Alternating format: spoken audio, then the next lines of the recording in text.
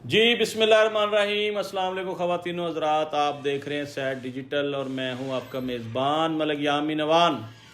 नए खुशी की बहुत बड़ी खबर आपको सुनाने जा रहा हूं कि 9 मई के 8 मुकदमात में इमरान खान की ज़मानत हो गई, बल्कि बरी कर दिया गया क्योंकि शवाहद नहीं मिले जिसके ऊपर केस चलाया जा सके। सुप्रीम कोर्ट का बहुत बड़ा फैसला, लेकिन यहाँ एक क्रेडिट लेना चाहूँगा। मैंने आज से 7 दिन पहले एक प्रोग्राम किया जिस पे मैंने इमरान खान की कैद और रिहाई के बारे में बात की थी, और आपको याद होगा मैंने आपको कहा था कि ये प्रोग्राम संभाल कर रख लें, इंशाल्लाह नेक्स्ट पेशी पे इमरान खान को बरी कर दिया जाएगा। नाज़रीन, वो मेरा अपना तज्जिया था, मेरा अपना ख्याल था, मेरी अपनी सोच थी। अल्हम्दुलिल्लाह मेरी प्रेडिक्शन 100% सच साबित हुई, क्योंकि हालात वाक़यात ये बता रहे थे कि इमरान खान को बरी कर दिया जाएगा, लेकिन उनके जो मुखालफीन हैं वो तो ये नहीं चाह रहे थे कि इनकी ज़मानत हो और ये बरी हों या ये बाहर आएँ, क्योंकि वो तो इनको पूरी सदी के लिए अंदर भेज चुके हैं। उनके ख्यालात तो ये हैं कि सुंजियां हो जान गलियां ते विच मिर्ज़ा यार फिरे, कि इमरान खान अंदर ही रवे, ओदी टीम अंदर ही रवे ते असी बाहर इंजॉय करिए, मज़े करिए। लिहाजा ऐसे नहीं चलेगा। तो नाज़रीन, आज सुप्रीम कोर्ट ने एक बहुत बड़ा तारीखी फ़ैसला दिया जिसमें इमरान खान को बरी कर दिया गया है। हमारी प्रेडिक्शन सच साबित हुई। अल्हम्दुलिल्लाह हम आपके सामने सुरखरू हुए। पिछले प्रोग्राम में बताया था कि एक बेगुनाह शख्स को पाबंद सलासल किया हुआ है और ये सियासी कैदोबंद है।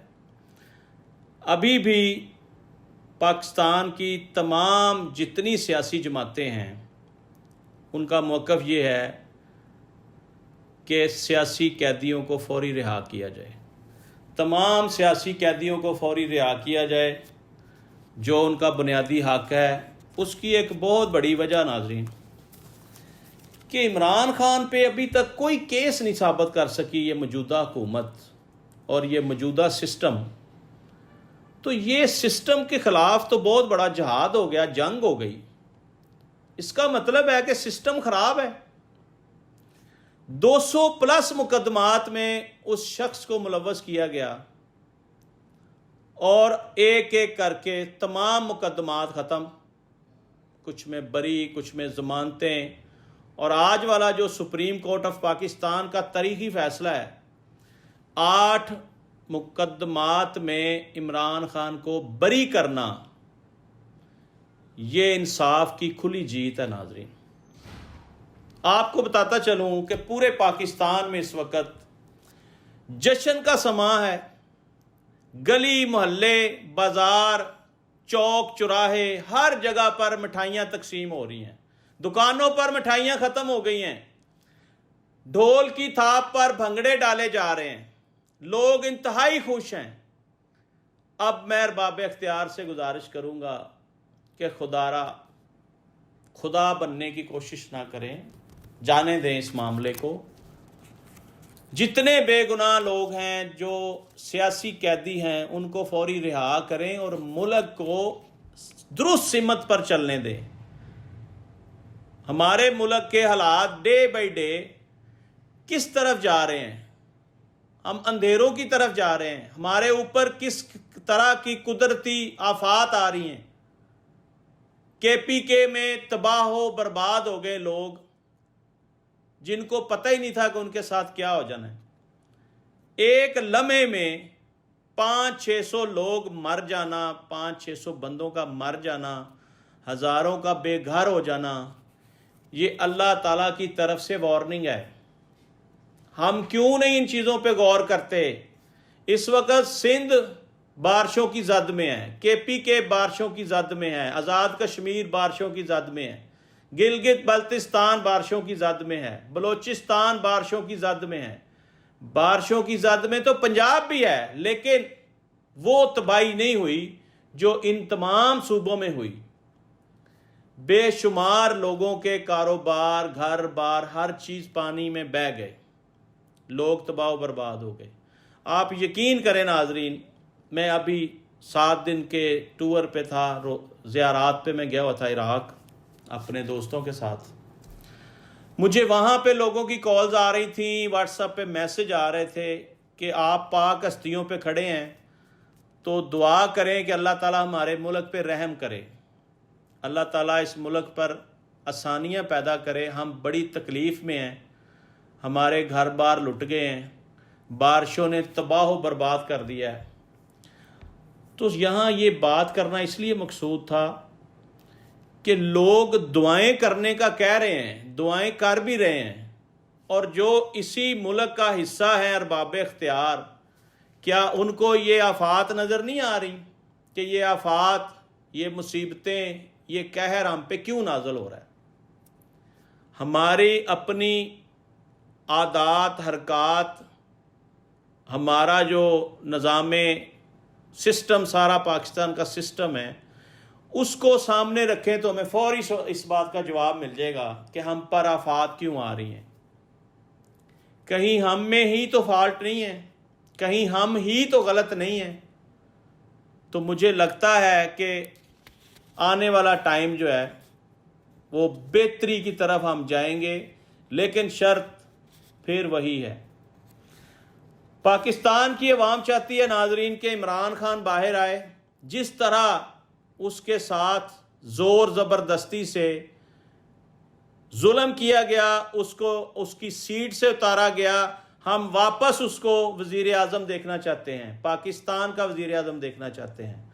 और मैंडेट चोरों को इसी तरह पाबंदे सलासल देखना चाहते हैं, क्योंकि ये इलेक्ट होके नहीं आए, मौजूदा हुक्मरान सेलेक्ट होके आए हैं। ये तो छोटे से बच्चे को भी पता है।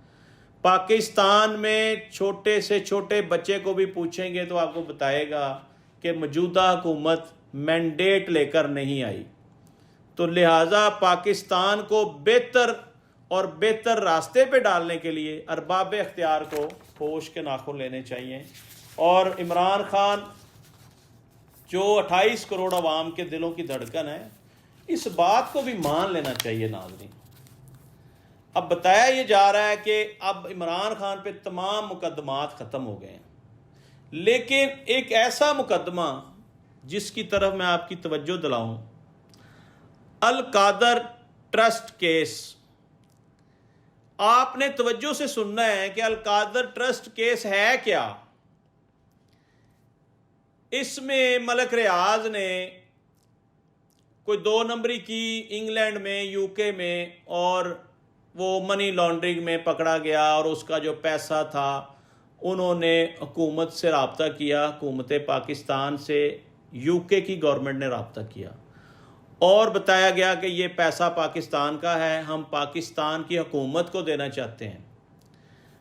इमरान खान ने अपने दौरे हुकूमत में ये बेहतरीन फैसला किया कि उस पैसे को पाकिस्तान लाया, वहाँ के हुक्मरानों से राब्ते किए गए, बाकायदा यहाँ से वफद गए और उनके साथ मामला तय किए कि ये जो पैसा है ये गरीब आवाम के टैक्सेस का पैसा है, हमारे मुल्क का पैसा है, आप हमें दे दें। तो ये एक हाई लेवल पे मामलात को डिसाइड करके इमरान खान की हुकूमत में 190 मिलियन पाउंड, ये बहुत बड़ी रकम है नाज़रीन, इसको आप मल्टीप्लाई करके देखें, कैलकुलेट करें।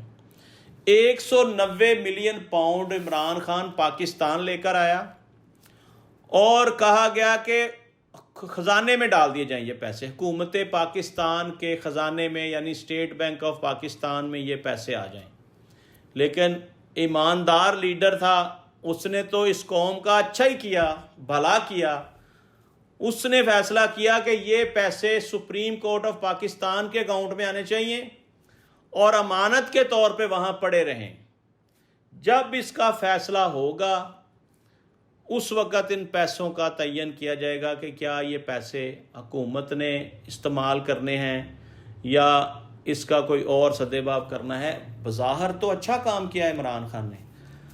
अब मौजूदा हुक्मरानों ने यह भी उसके ऊपर एक केस बना दिया है कि इमरान खान ने अल-कादर ट्रस्ट केस में 190 मिलियन पाउंड का फ्रॉड किया है।